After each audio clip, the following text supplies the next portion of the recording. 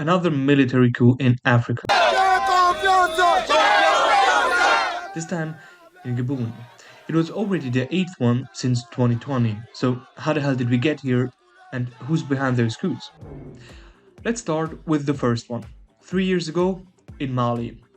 After disputed elections, people went to the street to protest against then President Ibrahim Boubacar Keïta. Those protests later turned violent, and even the regional body ECOWAS asked for a repeat of the elections. On August 18th then, the coup happened, under Colonel Assimi Goïta. However, under pressure from neighboring countries, the military government agreed to have a transition back to civilian rule. Longtime leader in Chad, Idriss Déby, was confronted with an armed rebellion. He often bragged about being one of the last presidents actually supporting his troops on the battlefield, but then died during a visit of his troops at the front. After the death of Idriss Déby, his adoptive son, Mohamed Déby, took power with the military. Their argument was they now need to secure stability in Chad. You can memorize that argument, you will hear it a lot in the following video. Even though he also said he wanted to hand over the power to civilian rule, but pushes back election days time over time. Because of that delay, there were even demonstrations where over 50 people got killed by the forces that are stabilizing the country. Weird enough, till this day, it's actually the not condemned coup in the region, since Chad is not even suspended in the African Union. Only 9 months after the first coup in Mali, Assimi Goïta went back to back. Since April 2021 and his coup within a coup, he changed the constitution to give the president more power, abolished French as a national language, saying France never treated them like evens, even after the end of colonization. The West African bloc ECOWAS has some leverage in the region, and by threatening to sanction, they agree on new election dates with the military governments time by time, to go back to civilian rule. The next one in Mali would be January 2024, but let's see. Since an argument is the security issue with which states in the Sahara and Sahel are confronted, since there are groups like Al-Qaeda and the Islamic State. But since the takeover, that situation didn't get any better, which could of course be an argument for both ways. Next one on the list is Guinea.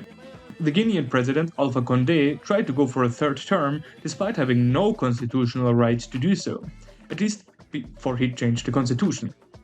Heavy demonstrations got shut down with violence, and then the military intervened.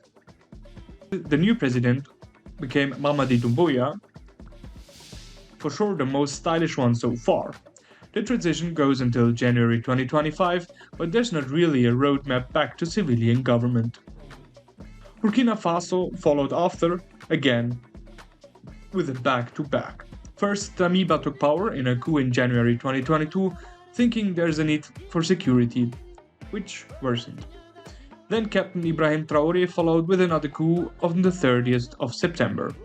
He's until now head of state and very popular due to his young age and rhetoric abilities. And further similarities to the legendary Thomas Sankara, who's like a national hero in Burkina Faso.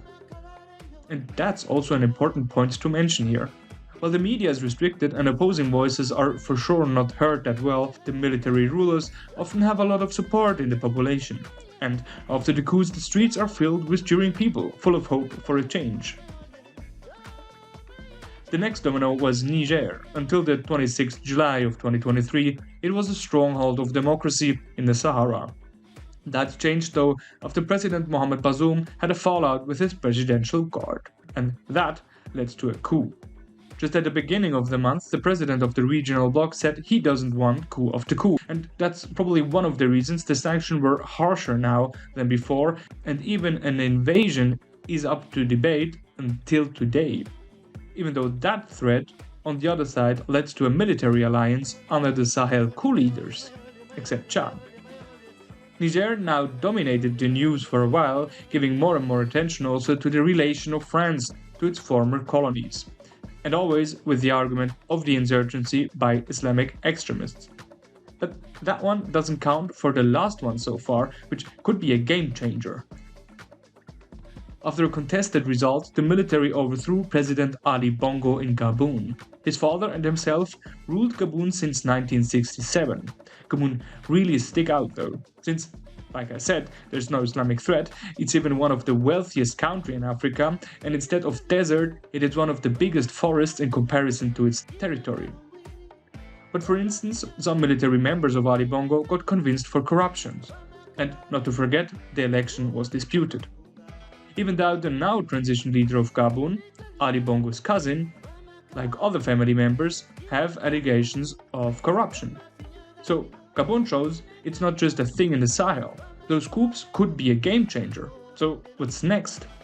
Nobody knows, of course, but it seems like there's a fear around. Dozens of generals in Uganda, Rwanda, and Cameroon, for instance, got replaced since the coup in Gabon. So what do you think of the coups? Are those revolutions against French-leaning corrupt regimes, or just new players to an old corrupt game? Have a nice day, and consider a follow in case you liked this video.